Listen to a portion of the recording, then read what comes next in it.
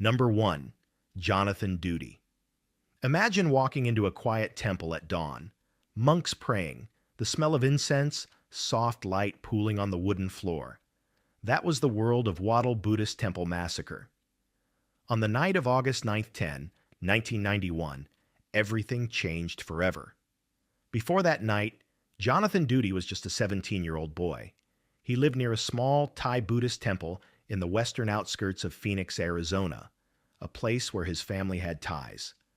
On the surface, he seemed ordinary, a teenager, perhaps trying to fit in, part of a community. No one at the temple likely imagined that one of their own, or someone so close, could bring horror through their doors. In the early hours of August 10, 1991, the peaceful stillness of the temple shattered. Inside the living quarters of Wat Promkonaram Temple, 9 people, monks, a nun, a novice, and a helper, lay face down in a circle. All had been shot execution style. 17 spent rifle shells and shotgun shells lay scattered on the floor. Everything else had been ransacked, yet chillingly, many valuables, even temple relics, were left untouched. The crime scene was stark, solemn, methodical, and terrifying. At first, investigators arrested 4 men from Tucson who, under intense and prolonged interrogation, confessed. Those early confessions, though dramatic, soon unraveled under scrutiny. As the police dug deeper, they found something far more damning: a .22 caliber rifle and a shotgun connected to 2 teenagers. That discovery would pivot the entire case. With the weapons linked to the crime, suspicion turned to Duty and his 16-year-old accomplice, Alessandro Garcia. Prosecutors alleged the pair broke into the temple with the intent to rob, grabs around $2,600 in cash and some audiovisual equipment. But when one of the monks might have recognized Duty, the robbery turned into a cold, calculated mass murder. According to Garcia's later testimony, Duty fired the fatal shots. Garcia added shotgun fire to help ensure no one survived. Their plan was horrifyingly clear. Take what they wanted, leave no witnesses. The legal process would be long, complicated, and controversial. In 1993, Duty was convicted of 9 counts of first-degree murder, plus robbery and burglary, and Garcia, in a plea deal, admitted guilt, receiving a life sentence. But it didn't end there. Years later, Duty's conviction was overturned by appeal courts, which found that his confession had been coerced. The initial trial had relied heavily on that confession. In 2011, the court dismissed it. Another trial followed in 2013, but ended in a hung jury. Only in a third trial, held in December 2013, did jurors again find him guilty, this time based largely on Garcia's testimony and the physical evidence. In January 2014, Duty was convicted again and sentenced to 9 consecutive life terms. For the victims' families and the temple community, the verdict did not bring back their loved ones, but it closed a painful chapter. Duty remains incarcerated. The sentence reflects society's verdict that this was not a robbery gone wrong, but a deliberate massacre. Think about that. A place meant for meditation and peace turned into a scene of brutality. A teenager, someone many might have seen as just a local kid, became responsible for one of the deadliest religious site massacres in U.S. history. The tragedy left untouched relics. The killers didn't even take the gold statues. They just silenced 9 human lives. So next time you think of a temple, a safe, sacred space, remember Wat Promkonaram in 1991 and ask, how could someone who had worshipped there choose to bring violence instead of peace? Number 2. Jeffrey Dahmer. Imagine living in an apartment building where the walls felt thin and the nights felt strange, but no one could ever quite explain why. In the summer of 1991, inside a quiet Milwaukee complex, the truth finally surfaced, and it revealed one of the most disturbing criminal cases in modern history. Before his arrest, Jeffrey Dahmer seemed like an ordinary man to most people who crossed his path. Neighbors described him as quiet, withdrawn, someone who blended into the background. He worked simple jobs, kept mostly to himself, and rarely caused trouble in public. To a casual observer, he was just another resident of the Oxford apartments, a man who never appeared outwardly aggressive. But behind that calm exterior was a history of violence stretching back years, hidden under a mask of normalcy that fooled almost everyone around him. The events of 1991 marked the final chapter of his crimes. That year, he continued a pattern of luring vulnerable individuals to his apartment under false promises. Once inside, they were not seen alive again. Inside those walls, he committed acts that left investigators stunned, and that could only come to light after his arrest. The tension built slowly across the months as neighbors reported strange smells, unsettling noises, and quiet disturbances that nobody fully connected at the time. It all seemed odd, but not enough for anyone to imagine the truth. Then came July 22nd, 1991, the turning point. A man managed to escape Dahmer's apartment, running into the street in handcuffs. He flagged down police officers and led them back to the apartment he had just fled. When officers stepped through the door, they found photographs documenting Dahmer's acts, along with evidence that confirmed multiple killings. That moment, a single person escaping, unraveled the entire case. The quiet man everyone thought they knew had been living a double life. The shock rippled through the building, the neighborhood, and eventually the world. As investigators dug deeper, they connected Dahmer to 17 killings between 1978 and 1991. What stood out most to detectives was how organized he had appeared. He kept trophies, recorded details, and lived his daily life while hiding the truth in plain sight. Detectives pieced together each victim's timeline, finding items that linked Dahmer to disappearances reported across the years. Every new piece of evidence deepened the horror, but also strengthened the case. When Dahmer finally stood in court in early 1992, the trial drew massive public attention. His defense acknowledged the acts but argued mental illness. The prosecution countered with detailed timelines, physical evidence, and testimony that showed Dahmer understood what he was doing and made conscious choices throughout. Jurors heard about his planning, the steps he took to avoid being caught, and the long pattern of concealment. The prosecution's position was simple. He was responsible and must be held fully accountable. After 2 weeks of testimony, the verdict came swiftly. In February 1992, Jeffrey Dahmer was convicted of killing 15 people in Wisconsin. Later, he admitted to 2 other killings in Ohio. The judge sentenced him to multiple life terms, a total of 16, ensuring he would never again walk free. The courtroom was silent as the sentence was read, the weight of the crimes hanging heavily in the air. Dahmer was sent to the Columbia Correctional Institution in Portage, Wisconsin. In prison, he spent his early months in protective isolation due to the notoriety of his case. Eventually, he was moved to a less restricted unit, where he worked cleaning jobs and lived among other inmates.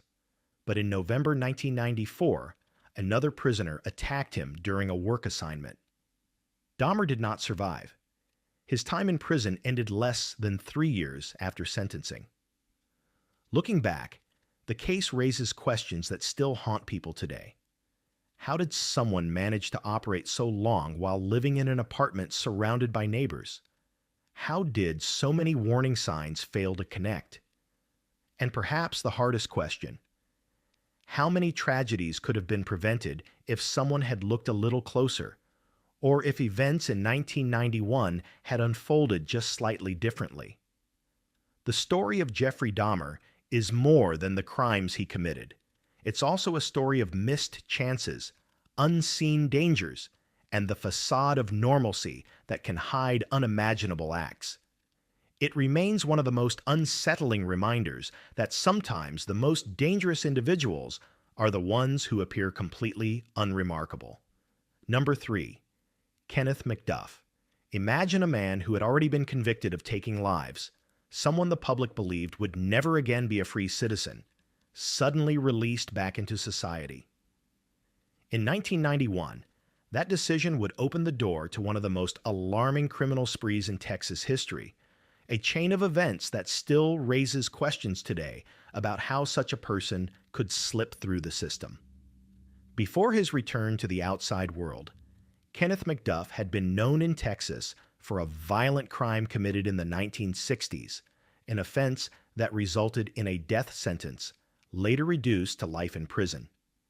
Over the years, he gained a reputation inside the system for manipulation, intimidation, and an ability to navigate prison politics to his advantage. Despite this, changes in parole policies eventually made him eligible for release. To people who reviewed his case on paper, he appeared cooperative and compliant, the kind of inmate who caused few incidents. On October 11, 1989, he was released, a decision many later described as catastrophic. Once free, McDuff drifted through small Texas towns, taking short-term jobs under different names and staying in cheap motels. On the surface, he lived quietly, but beneath that calm was a growing pattern that would soon escalate. By early 1991, young women began disappearing in areas where McDuff had been seen. Their sudden vanishings came with almost no explanation, leaving families desperate for answers. What made the situation even more unsettling was how normal McDuff appeared to anyone who met him briefly. He could seem polite, even reserved, giving no obvious sign of the danger he posed. As the spring and summer of 1991 passed, the tensions in those communities grew. Each disappearance seemed to come out of nowhere. A person last seen leaving work, walking to a car, or simply stepping outside for a moment. There were no clear suspects, no solid leads, and no one who matched a typical offender profile. It would take time before investigators connected the patterns, most of them happening along highways where McDuff often traveled. The fear was settling in.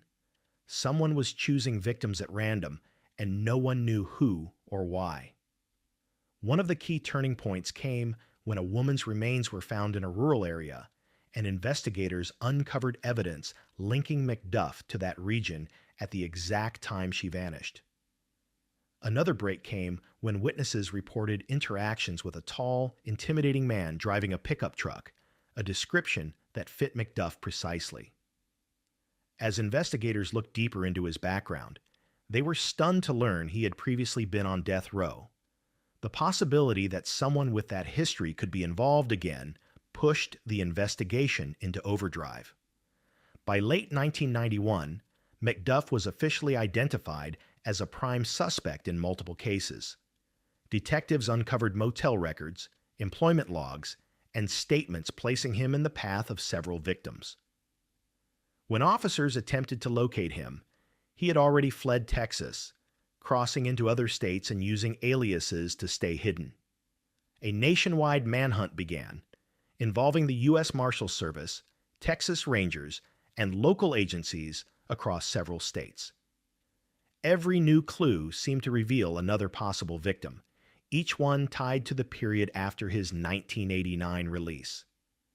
The chase came to an end on May 4, 1992, when McDuff was arrested at a makeshift workplace in Kansas City, where he had been living under a false name.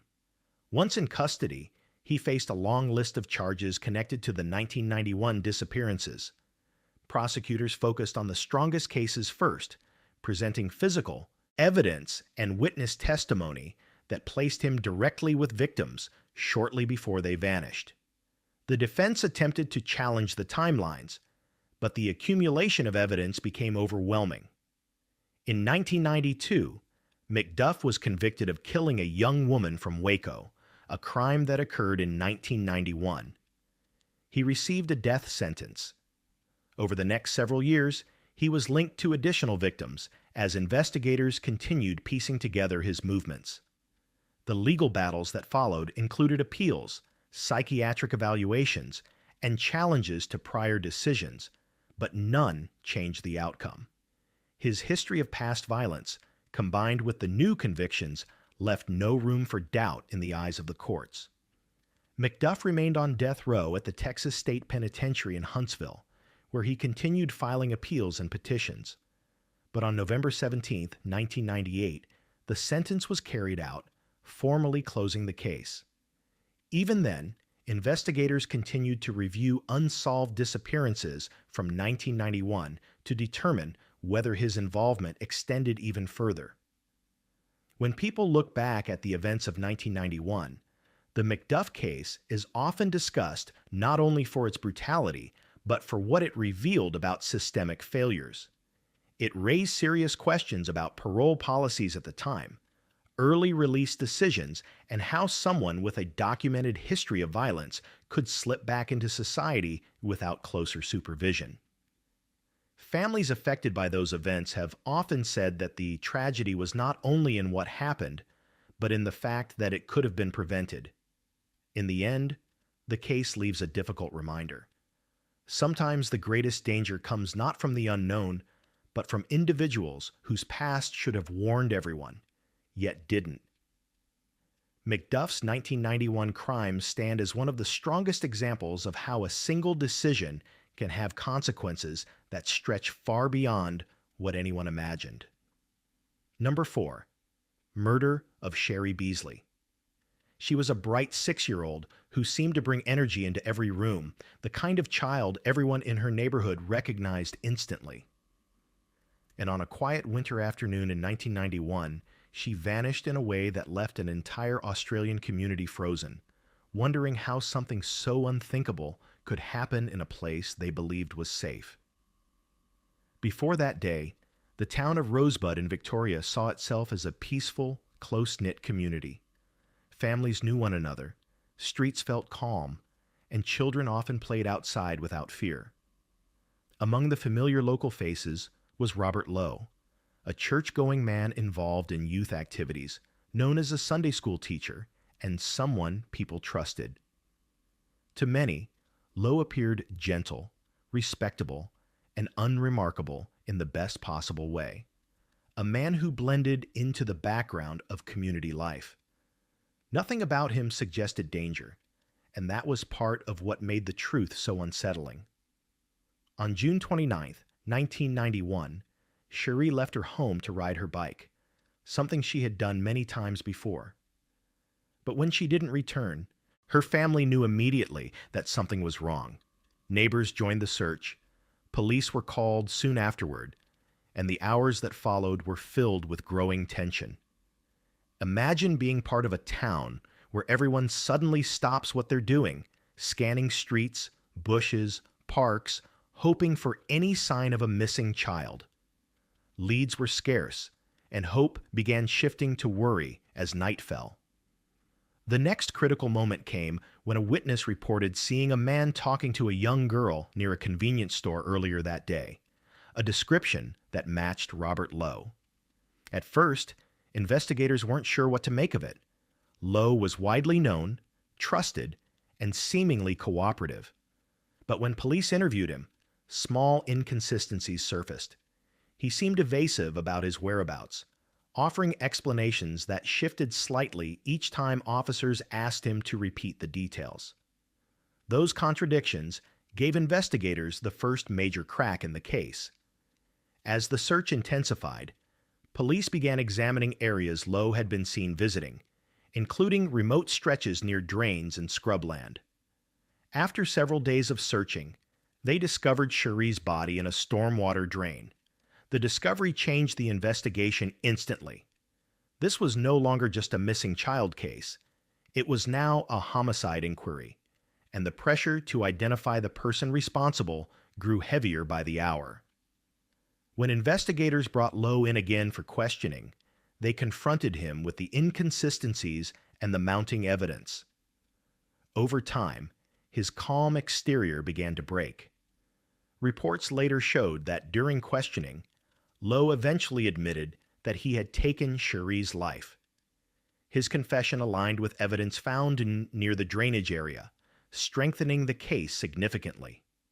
For the community, the idea that a church elder, someone many parents had trusted with their own children, was responsible was almost impossible to process. The legal process moved forward swiftly. In 1992, Robert Lowe was charged and tried for taking Cherie's life. Prosecutors emphasized the trust he had broken, the premeditated nature of the events, and the danger he posed. They laid out a timeline showing how he encountered the child, led her away from safety, and ultimately committed the crime. The defense had little room to counter the confession and the physical evidence. During the trial, the courtroom felt heavy with grief and disbelief. Many described it as one of the darkest trials Victoria had seen in years. The verdict was clear. Lowe was convicted of both kidnapping and killing Cherie. He received a life sentence with a minimum non-parole period set at 15 years, ensuring he would remain behind bars for a significant part of his life before any possibility of release could even be discussed. The sentence reflected the seriousness of the crime and the profound impact it had on the community. As the years passed, Lowe remained in prison, and public scrutiny continued. Courts later decided that his crimes warranted further restrictions, and he was kept under close monitoring due to ongoing concerns about public safety. For many people in Rosebud, the case never fully faded. It became a defining moment, a reminder that danger can sometimes come from places no one expects. Families who once felt completely safe now viewed their surroundings differently, learning that trust could be misplaced even with familiar faces. Looking back, the tragedy of Cherie's case still raises difficult questions. How does a seemingly ordinary person hide such dangerous impulses? How can a community protect itself from threats that appear harmless on the outside? The story remains a heartbreaking example of innocence cut short and trust shattered. And perhaps the most lingering thought is the simplest one. Sometimes the greatest lessons come from moments that should never have happened at all. Number 5. Barrios Altos Massacre. November 3rd, 1991. Lima, Peru. A neighborhood birthday party in full swing, music playing, families gathered around tables sharing food and conversation. Within minutes, 15 people would be dead, and the killers would vanish into the night with military precision. This wasn't a gang dispute or a robbery gone wrong. This was something far more chilling, a death squad operating with government backing, hunting down anyone they suspected of terrorism. And the man who gave the orders would one day become the most wanted fugitive in South America. Barrios Altos was a working-class district in central Lima, the kind of place where everyone knew their neighbors and street parties brought the community together. On that warm spring evening, residents had gathered at a tenement building on Giron Huanta for a polada, a traditional fundraising cookout where chicken dishes are sold to help someone in need. Around 30 people filled the small courtyard and surrounding rooms. There were families with children, teenagers, elderly residents. Nobody there had any idea they'd been marked for death.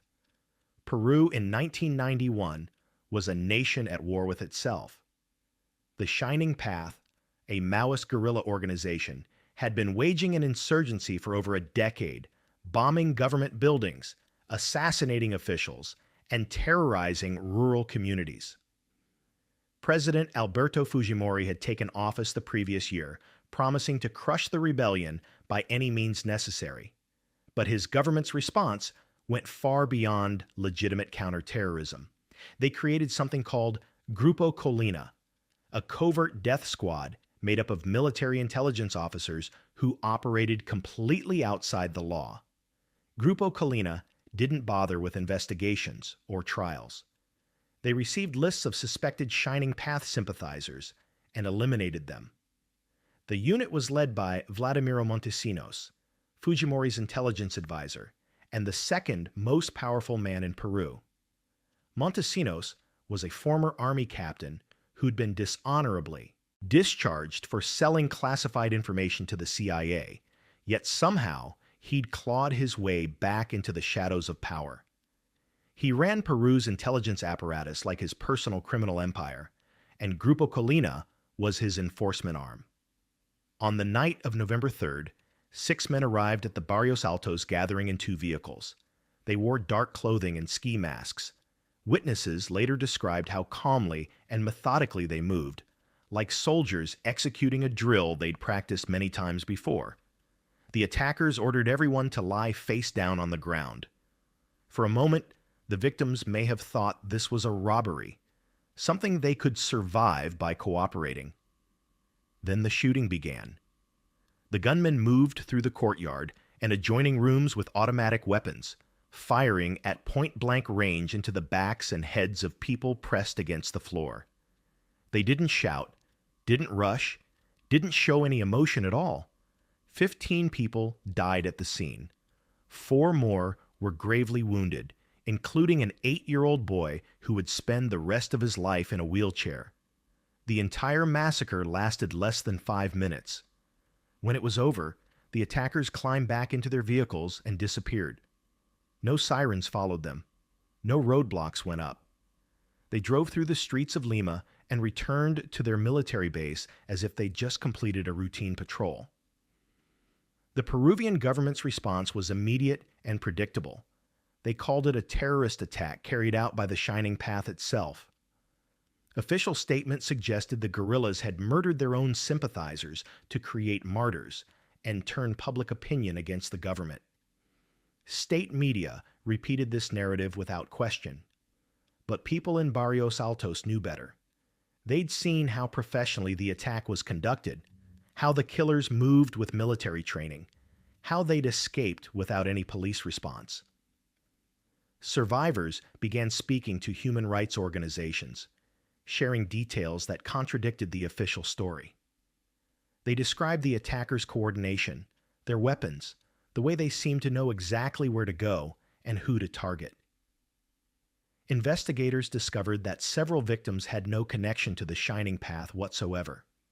They were students, a small business owner, a taxi driver, people whose only crime was living in a neighborhood the government considered suspicious. For years, the case went nowhere.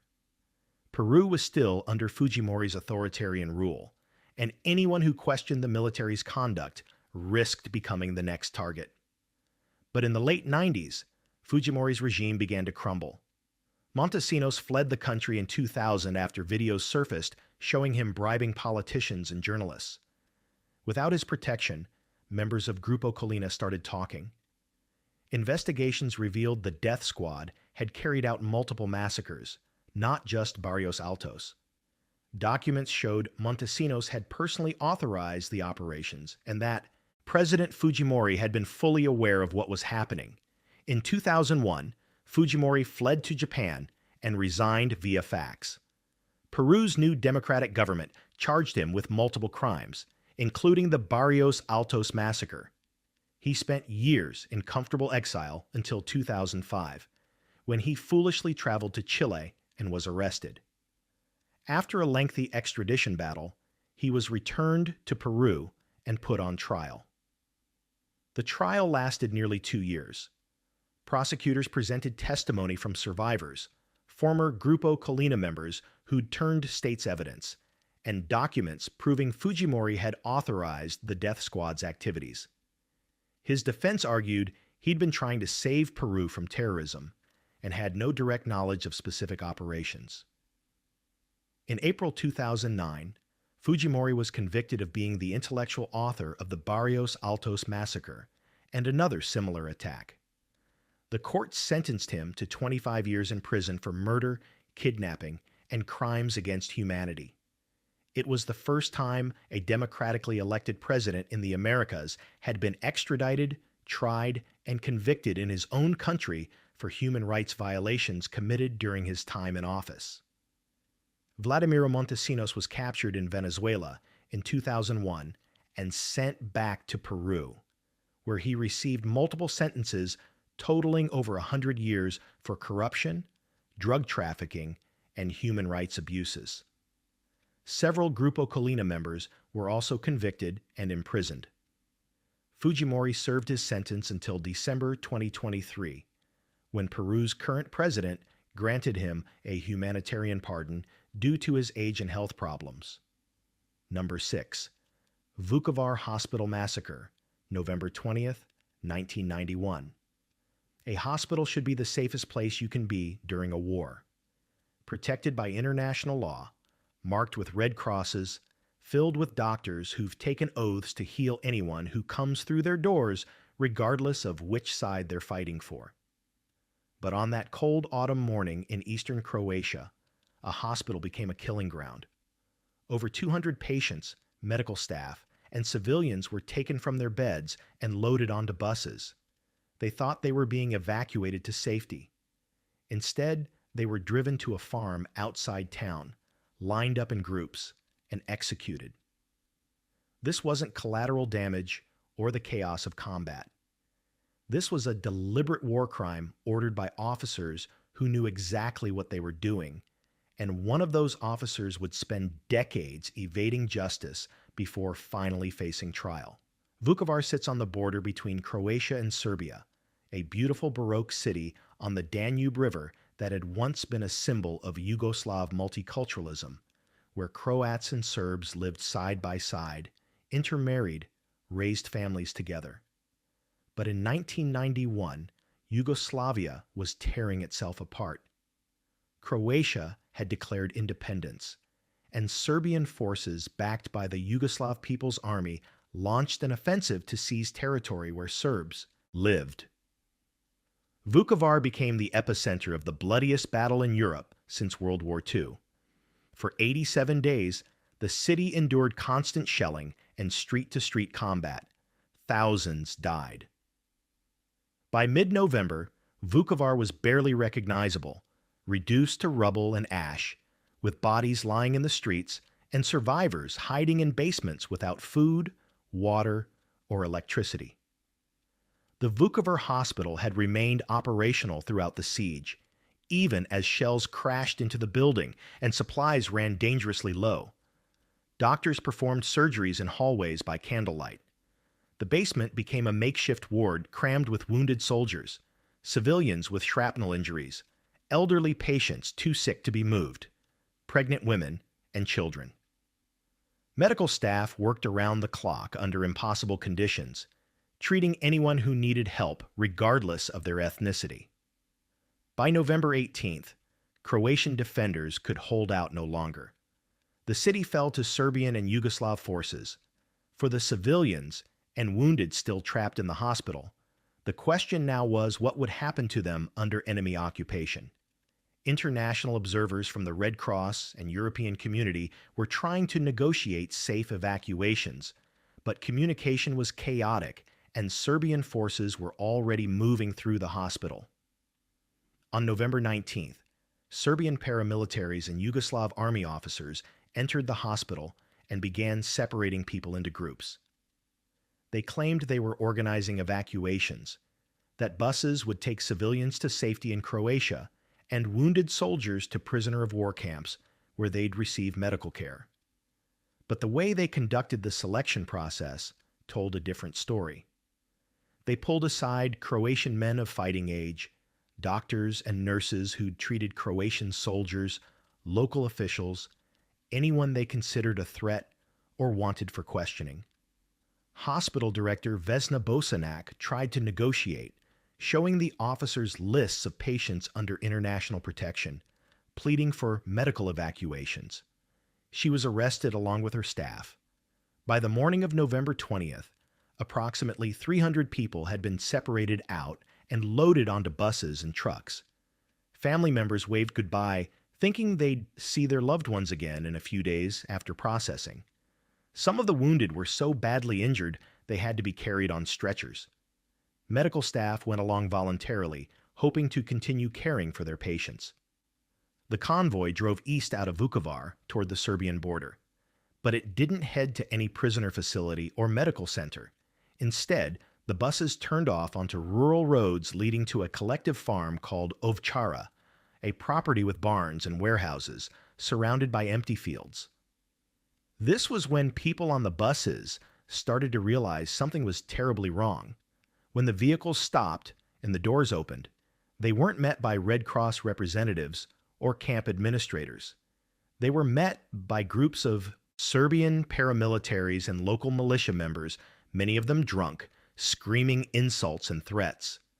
The prisoners were forced off the buses and into a large hangar. What happened inside that building over the next several hours was systematic torture. Prisoners were beaten with wooden planks, metal bars, rifle butts, anything the attackers could grab. They were forced to sing Serbian songs, to curse their own people, to crawl on their hands and knees while being kicked. Some were taken outside individually and never came back. Medical staff who tried to help the injured were beaten even more severely. As afternoon turned to evening, the beatings intensified.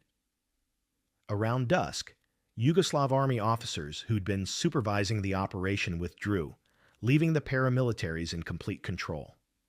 Small groups of prisoners were led out of the hangar, loaded onto trucks, and driven a short distance to a ravine at the edge of a field. There, they were lined up and shot. This continued for hours into the night. Execution after execution. Bodies fell into the ditch or were pushed in afterward.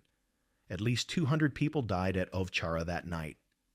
The exact number remains uncertain because not all victims have been identified. Only a handful of people survived by hiding under corpses and crawling away after the killers left, wounded and traumatized, but alive to tell what happened. For years, the massacre remained hidden. Serbian authorities denied it happened, claiming all prisoners had been transferred to camps and any deaths were the result of combat. But in 1992, witnesses began coming forward. Survivors told their stories. Forensic teams eventually located the mass grave at Ovchara and began the grim work of exhumation. The evidence was overwhelming. Bodies still in hospital gowns, some with medical bandages still wrapped around old wounds, all bearing signs of execution-style killings. International investigators identified several officers who'd been present, including Mile Mrkšić, a Yugoslav army colonel who commanded forces in Vukovar, Veselin Šljivančanin, a major who'd personally overseen the hospital evacuation, and Slavko Dokmanović, the local Serbian administrator who'd helped organize the massacre. The International Criminal Tribunal for the former Yugoslavia issued indictments. Dokmanović was arrested in 1997, but died in custody before trial, apparently by suicide. Mrkšić and Šljivančanin were arrested in 2003 and faced trial in The Hague. The proceedings lasted years, with testimony from survivors, forensic experts, and even some perpetrators who agreed to cooperate. In 2007, Mrkšić was convicted of aiding and abetting murder and torture, and sentenced to 20 years in prison. Šljivančanin received 5 years, later increased to 17 on appeal, for aiding and abetting torture, though he was controversially acquitted of the murder charges. Both men showed no remorse, maintaining they were simply following orders and that the massacre had been carried out by paramilitaries they couldn't control, a defense the judges found unconvincing given their command authority. Number 7. Flor Contemplacion. March 17, 1995. Singapore. A Filipina domestic worker walked to the gallows in Changi Prison, convicted of murdering a fellow maid and a 4-year-old boy in her care. Back home in the Philippines, millions watched in horror as their government failed to stop the execution. Protesters filled the streets of Manila. The Philippine ambassador was recalled. Diplomatic relations between two nations nearly collapsed. But here's what made this case so explosive. Many Filipinos believed Flor Contemplacion was innocent.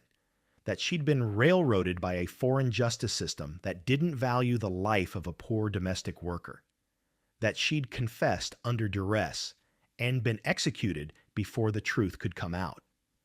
Whether she was a murderer or a victim herself remains one of the most controversial questions in Philippine history. Flor Contemplacion was born in 1953 in the small town of San Pablo, Laguna, a few hours south of Manila. She grew up poor in a large family, married young, and had 4 children by her mid-20s. Like millions of Filipinos, she found herself trapped in poverty with few opportunities at home. The only way to support her family was to leave them behind and find work abroad. In 1984, she traveled to Singapore to work as a domestic helper, one of thousands of Filipino women who took jobs as maids, nannies, and caregivers in wealthier Asian countries. The work was grueling and isolating. Domestic workers in Singapore often worked 16-hour days, had no days off, lived in tiny rooms in their employers' homes, and faced constant scrutiny. Many suffered abuse, had their passports confiscated, were paid late or not at all. But the money they sent home kept their families alive, put their children through school, built houses back in the provinces. Flor worked for the Maga family, taking care of their home and their young son, Nicholas. By all accounts, she was a dedicated worker who rarely complained and sent most of her salary back to her own children in the Philippines. She became close with another Filipina domestic worker named Delia Maga, no relation to her employers, who worked for a different family nearby. The two women would meet on their rare days off, sharing stories about home and the struggles of life so far from their families. But on May 4th, 1991, both women were found dead in the Maga household apartment. Delia had been strangled. 4-year-old Nicholas had been drowned in a basin of water. The scene was horrific, and the police immediately focused their investigation on the only other person who'd been in the apartment, Flor Contemplacion. The Singapore police arrested Flor that same day. According to their reports, she confessed within hours, admitting she'd killed both Delia and Nicholas in a fit of rage. The motive they presented was almost absurdly simple. Flor had been jealous of Delia, believing her friend was having an affair with Flor's Singaporean boyfriend. In a moment of fury, she'd strangled Delia, and when Nicholas witnessed the murder and started crying, she'd drowned him to eliminate the witness. The confession was detailed and apparently voluntary. Flor signed it, and the case seemed open and shut. But there were problems with this narrative from the very beginning. Flor later claimed she'd only confessed because police threatened her, told her she'd never see her children again, kept her awake for hours until she signed whatever they put in front of her. She said she didn't fully understand what she was signing because the documents were in English, a language she could barely read. The trial began in October 1991 and lasted just a few days. Flor was assigned a lawyer, but there was almost no investigation into alternative theories. The prosecution presented the confession as the centerpiece of their case. Forensic evidence was minimal. No murder weapon was found. There were questions about the timeline that didn't quite add up. Some observers noted that the wounds on Delia's neck were consistent with strangulation, but could also have been self-inflicted during a suicide attempt. The defense barely challenged any of this. On January 17, 1992, Flor Contemplacion was convicted of double murder and sentenced to death by hanging. Singapore has one of the highest execution rates in the world per capita, and their justice system moves quickly once a death sentence is handed down. For 3 years, Flor sat on death row while appeals wound through Singapore's courts. Back in the Philippines, her case received little attention at first. Overseas workers died or got into legal trouble all the time, and the government rarely intervened effectively. But as her execution date approached, Filipino activists and labor organizations began raising questions about the conviction.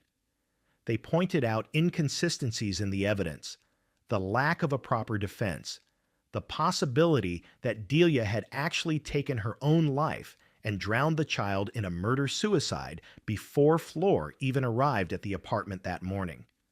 Some suggested the Singapore police had rushed to judgment because it was easier to convict a foreign domestic worker than to conduct a thorough investigation. The Philippine government came under enormous pressure to do something, anything, to save one of their citizens from execution in a foreign country.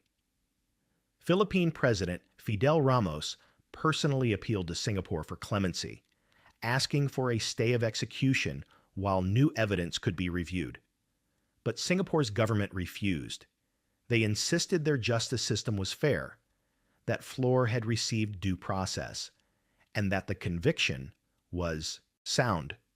On March 17, 1995, despite international protests and desperate last-minute appeals, Fleur Contemplacion was hanged at Changi Prison. She was 42 years old. Her body was flown back to the Philippines, where she received a hero's funeral attended by thousands.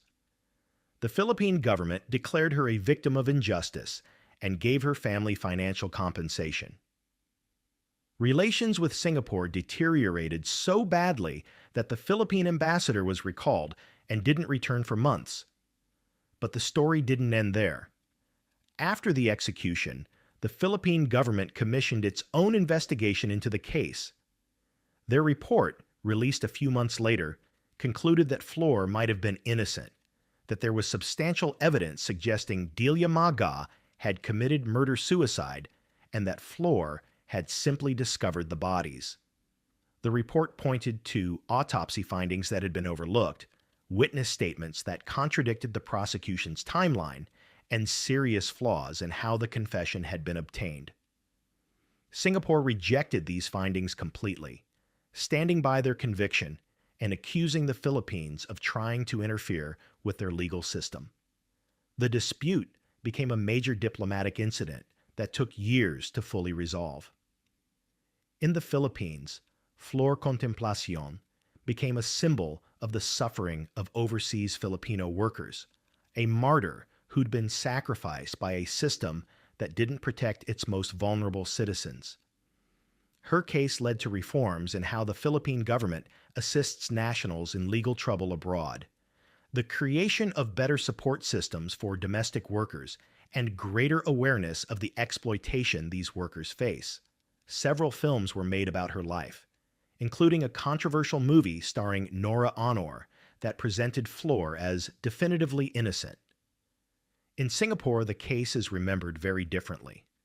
Officials maintain that justice was served, that the evidence was clear, and that foreign pressure should never influence their legal decisions. Number 8. Li Wenxiang, Guangzhou Ripper. Between 2000 and 2003, women in Guangzhou, China started disappearing.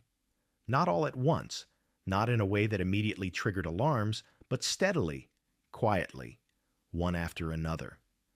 They were young women, most of them migrants who'd come to the city looking for work, the kind of people whose absence might not be noticed right away because they had no family nearby, no stable address, no one checking on them daily. By the time police realized they had a serial killer operating in one of China's largest cities, at least 7 women were dead, possibly more. The man responsible was a taxi driver who blended seamlessly into the urban landscape, picking up passengers every day, driving them safely to their destinations until he found the right victim. Then, Li Wenxiang would drive them somewhere isolated and unleash a violence so extreme that even hardened investigators were shaken by what they found. Li Wenxiang was born in 1972 in Guangdong Province, growing up during China's rapid transformation from isolated communist state to economic powerhouse. Details about his early life are scarce because Chinese authorities typically don't release extensive background information about criminals, especially in cases involving such brutal crimes. What we know is that by his late 20s, Li was working as a taxi driver in Guangzhou, a sprawling metropolis of millions where the gap between rich and poor created a vast underclass of vulnerable people. Taxi driving gave him perfect cover. He had legitimate reasons to be anywhere in the city at any time of day or night. He encountered countless potential victims, and he could take them wherever he wanted without raising suspicion. The first confirmed victim was a young woman whose body was discovered in 2000. She'd been strangled and showed signs of extreme violence. Then another body was found, then another. The pattern became clear. The victims were young women, often migrants or sex workers, people living on society's margins. They'd been picked up somewhere in Guangzhou, taken to secluded locations on the outskirts of the city, and killed. But what made these murders particularly disturbing wasn't just the killing itself. Li didn't simply strangle his victims and leave. He mutilated their bodies after death in ways that suggested deep psychological disturbance, removing organs, dismembering remains, displaying a level of brutality that went far beyond what was necessary to cause death. The Guangzhou police faced enormous pressure as more bodies appeared. In a country where the government maintains strict control over information and projects an image of public safety, a serial killer operating freely for years represented a significant embarrassment. Chinese authorities don't typically publicize ongoing investigations the way Western countries do, so the general public may not have known the full scope of what was happening while it was occurring. Investigators worked quietly, analyzing crime scenes, looking for connections between victims, trying to establish patterns. The challenge was that the victims were often discovered weeks or months after they'd been killed, in remote areas where evidence had degraded. Witnesses were hard to find because the women had likely been picked up late at night in areas where people didn't pay attention to taxi passengers. The breakthrough came through a combination of traditional detective work and sheer persistence. Police had been tracking taxi movements, interviewing drivers who worked routes where victims had last been seen, cross-referencing schedules and locations. Li Wenxiang's name came up more than once in connection with areas where bodies had been discovered. When investigators dug deeper into his background, they found inconsistencies in his statements and gaps in his whereabouts that aligned with the timeline of the murders. In 2003, they brought him in for questioning. According to official reports, Li confessed relatively quickly once confronted with the evidence against him. He admitted to killing at least 7 women over a 3-year period, though some investigators believe the actual number might be higher. Li described how he'd select his victims, usually choosing women he encountered while driving his taxi late at night, women who appeared to be alone and unlikely to be immediately missed. He'd engage them in conversation, assess whether they had family or friends expecting them, look for signs of vulnerability. Once he'd chosen a victim, he'd offer them a ride, often at a discounted rate or even for free, building trust. Then he'd drive them away from populated areas, to industrial zones or rural locations on Guangzhou's periphery where he could kill them without being interrupted. The violence he inflicted suggested these weren't crimes of passion or opportunity, but something he'd been planning and fantasizing about, possibly for years before he acted on those impulses. Chinese criminal proceedings are notoriously opaque compared to Western legal systems, with trials often lasting just hours or days and limited information released to the public. Li Wenxiang was tried in Guangzhou Intermediate People's Court on multiple counts of intentional homicide. The evidence against him included his confession, forensic evidence linking him to crime scenes, and testimony from investigators who'd tracked his movements. His defense, if he mounted one, is not part of the public record. In China's legal system, conviction rates exceed 99%, and in capital cases involving multiple murders, the outcome is rarely in doubt. Li was convicted on all counts and sentenced to death. China executes more prisoners than any other country in the world, though exact numbers are classified as a state secret.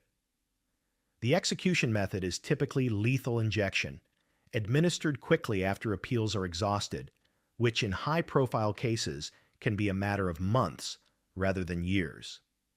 Li Wenxiang was executed by lethal injection in 2003, the same year he was captured and convicted. From arrest to execution, the process took less than 12 months. There were no lengthy appeals, no decades on death row, no international attention focused on his case. Chinese authorities treated it as they treat most criminal matters, efficiently, quietly, with minimal public discussion. The case received limited media coverage even within China, partly because authorities prefer not to sensationalize violent crime, believing it undermines social stability and potentially inspires copycat offenders. What little reporting emerged focused on the fact that a serial killer had been caught and executed, reassuring the public that justice had been served and the threat eliminated. The names of most victims were never publicly released, and their CCO families were left to grieve in private, away from media scrutiny. In Western countries, Li Wenxiang would likely be a household name, the subject of documentaries and true crime podcasts. In China, he remains relatively unknown outside law enforcement circles. What makes the Li Wenxiang case particularly unsettling isn't just the brutality of the crimes, but how easily he operated within one of the world's most surveilled societies. Guangzhou had millions of security cameras even in the early 2000s, yet he managed to kill repeatedly over 3 years before being caught. The victims he chose were women whose marginalized status made them invisible to society, migrants who'd come to the city seeking opportunity and instead found themselves vulnerable to predators. Their deaths highlighted the dark side of China's economic miracle, the millions of people living in the cracks of rapid development, unprotected and easily forgotten. Li Wenxiang understood this vulnerability and exploited it perfectly, hiding in plain sight as just another taxi driver in a city full of them, until the day investigators finally connected the dots and his ordinary life as a driver ended with a needle in a Chinese execution chamber.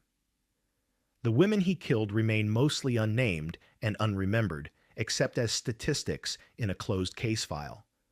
Another reminder that some victims disappear twice, once when they're murdered, and again when the world forgets they ever existed. Number 9.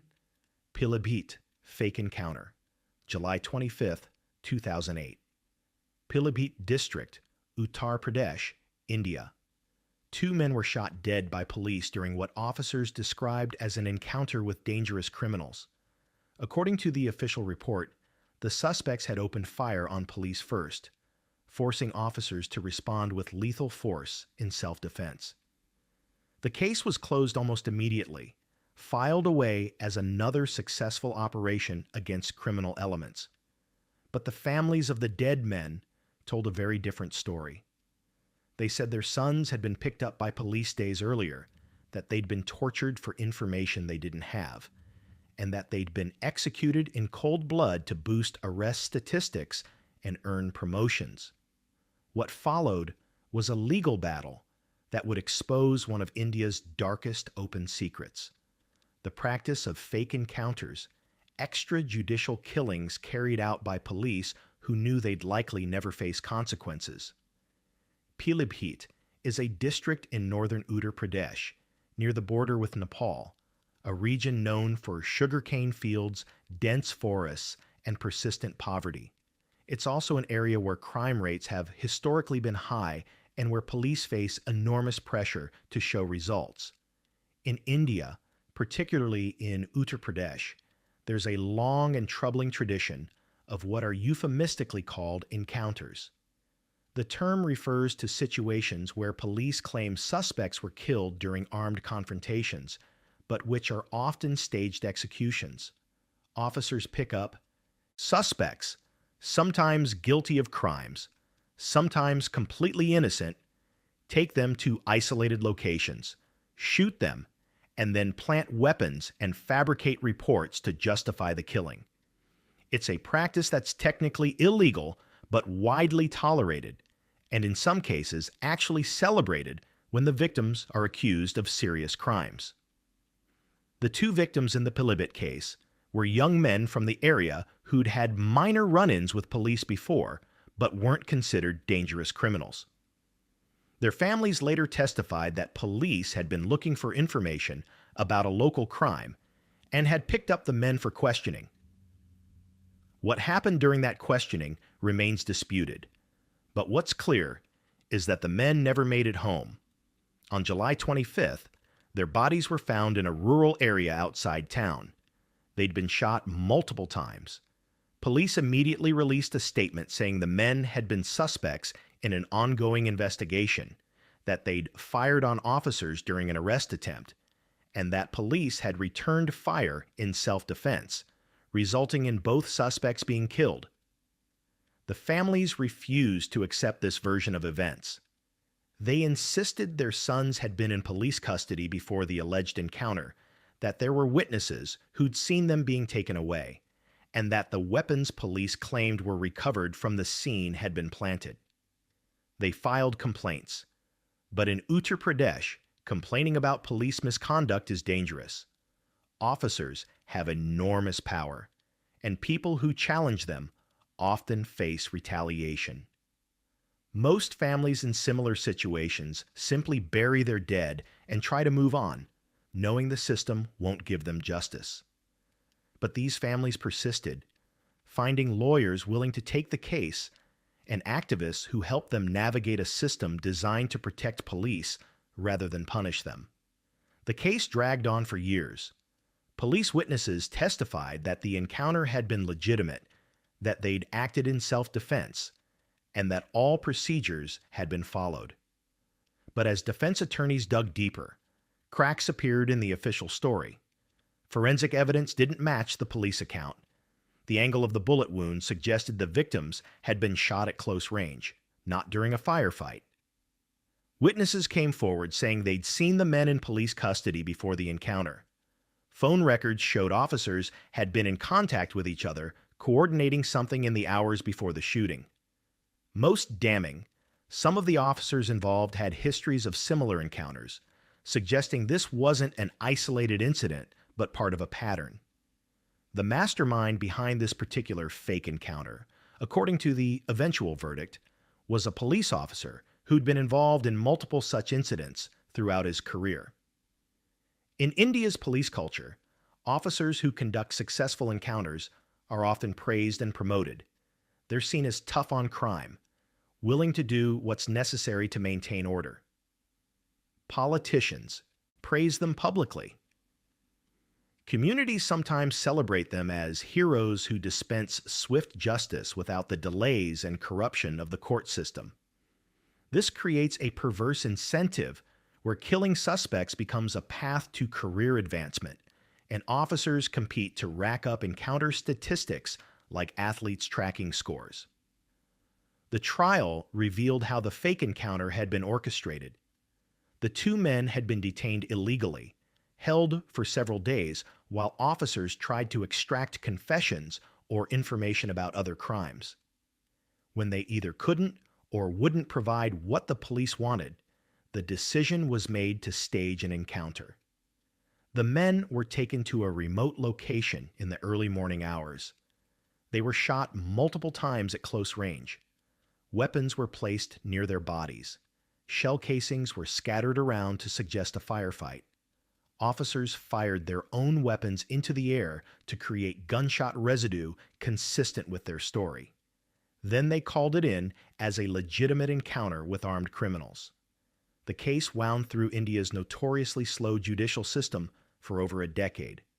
Multiple officers were charged with murder, criminal conspiracy, destruction of evidence, and fabricating false records. The prosecution had to overcome enormous institutional resistance. Police departments closed ranks. Witnesses were intimidated. Evidence mysteriously disappeared. But the families never gave up, and eventually, their persistence paid off. In a landmark verdict in 2019, 11 years after the killings, a court in Uttar Pradesh convicted multiple police officers involved in the fake encounter. The lead officer and several accomplices were found guilty of murder and sentenced to life imprisonment. The verdict was significant because convictions in fake encounter cases are extremely rare in India. The culture of impunity runs deep, and most officers who carry out extrajudicial killings never face consequences. The judge in the case didn't mince words, stating clearly that the encounter had been completely staged, that the victims had been murdered in cold blood, and that the officers had then conspired to cover up their crimes. The verdict acknowledged what everyone already knew, but what the system rarely admits: that fake encounters are state-sponsored murder, that they make a mockery of the rule of law, and that the officers who carry them out are criminals wearing uniforms. But the story doesn't end with that conviction. Several of the convicted officers appealed, and the case continued to wind through higher courts. In India's legal system, appeals can take many more years, and officers convicted of such crimes often remain free on bail while their cases are reviewed. Meanwhile, fake encounters continue to happen across India, particularly in Uttar Pradesh, where the current state government has been accused of encouraging police to use extrajudicial methods against accused criminals. Human rights organizations document dozens of suspected fake encounters every year, but very few result in convictions. The practice persists because there's public support for it. Many Indians, frustrated by a criminal justice system that moves glacially and where wealthy defendants can delay trials for decades, view encounters as rough justice, a necessary evil in a society where the courts can't or won't deliver timely verdicts. Politicians recognize this sentiment and campaign on promises to be tough on crime, which often translates to giving police a free hand to use whatever methods they deem necessary. Officers know that if they kill someone labeled as a criminal, they'll likely be praised rather than prosecuted, especially if the victim comes from a marginalized community or has a criminal record. Number 10. Bachin Massacre. October 21st, 1991. A small village in Croatia, barely 100 people living in scattered houses surrounded by fields and forest. Most residents were elderly, families who'd farmed this land for generations, people who'd survived World War II and thought they'd seen the worst humanity had to offer. They were wrong. On that autumn morning, Serbian paramilitaries swept through Bachin, going house to house, separating the men from the women, and executing civilians with methodical efficiency.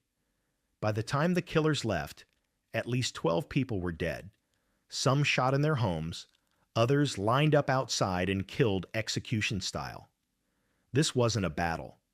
There were no soldiers defending the village, no military installations, nothing that could justify what happened under any interpretation of the laws of war. This was ethnic cleansing, pure and simple, carried out by men who believed they could murder their way to a greater Serbia and never answer for it.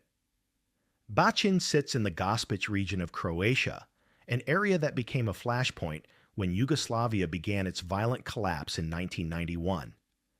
The region had mixed populations of Croats and Serbs who'd coexisted for decades, but as nationalist rhetoric intensified and Croatia moved toward independence, those old bonds shattered. Serbian leaders in the area, backed by the Yugoslav People's Army and various paramilitary groups, launched a campaign to seize territory and drive out Croatian civilians. The strategy was brutally simple: attack villages, kill or expel the residents, and create ethnically pure Serbian territories that could later be annexed. Bachin was one of dozens of villages caught in this wave of violence, small communities that found themselves on the wrong side of newly drawn ethnic boundaries. The paramilitaries who attacked Bachin were part of a larger Serbian force operating in the region. These weren't regular army units following orders from distant commanders. These were local fighters, often men from neighboring villages who knew exactly who lived in Bachin, who had family there, who'd done business with these people for years. That familiarity made what happened even more chilling. When they came into the village that morning, they weren't confused about who was who. They knew which houses belonged to Croatian families. They knew the names of the people they were about to kill.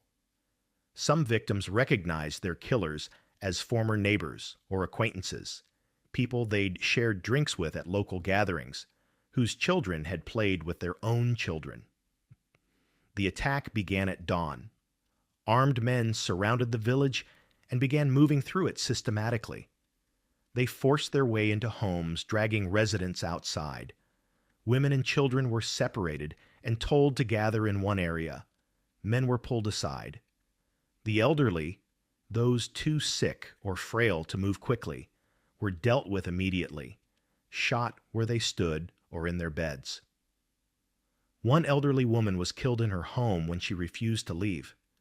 Several men were lined up against a wall near the village center and executed by firing squad.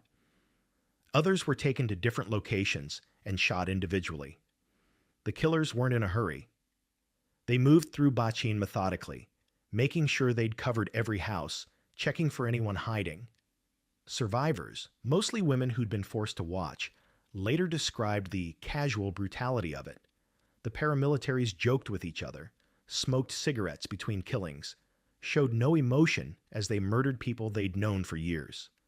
Some victims begged for their lives, offering money or pleading that they'd done nothing wrong, but the appeals meant nothing. This wasn't about individual guilt or innocence. This was about ethnicity, about removing Croatians from land the killers believed should be Serbian. After the executions, the paramilitaries looted the houses, taking anything of value, then set several buildings on fire. They wanted to make sure survivors understood there was nothing to come back to. The women and children who'd been spared were eventually forced to leave, told to walk toward Croatian-controlled territory and never return. Some fled immediately, terrified they'd be killed if they stayed. Others tried to recover bodies of their loved ones, but were driven away at gunpoint. The village was left nearly empty, with bodies lying in homes and streets. It took days before Croatian forces were able to reach the area, and by then, the paramilitaries had withdrawn, taking their weapons and any evidence that might identify individual killers. The bodies were eventually recovered and buried, but some families never learned exactly what happened to their relatives, whether they died quickly or suffered before the end. The Bachin massacre was one small piece of a much larger campaign of ethnic cleansing that swept through Croatia in 1991 and 92. Thousands of civilians were killed in similar attacks across the country. The International Criminal Tribunal for the former Yugoslavia was established partly to prosecute crimes like these, and investigators eventually focused on the Gospić region as an area where systematic atrocities had occurred. But prosecuting the Bachin massacre specifically proved difficult. Many participants had scattered after the war, some dying before they could be brought to justice, others protected by Serbian authorities who refused to cooperate with international tribunals.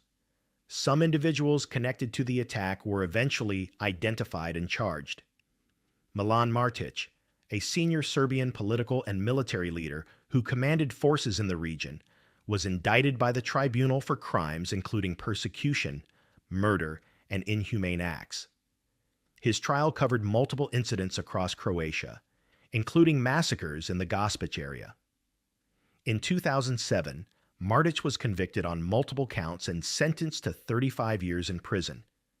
The tribunal found he'd been part of a joint criminal enterprise aimed at forcibly removing Croatian civilians through violence and terror, and that massacres like the one at Bachin were direct results of policies he'd helped implement and enforce.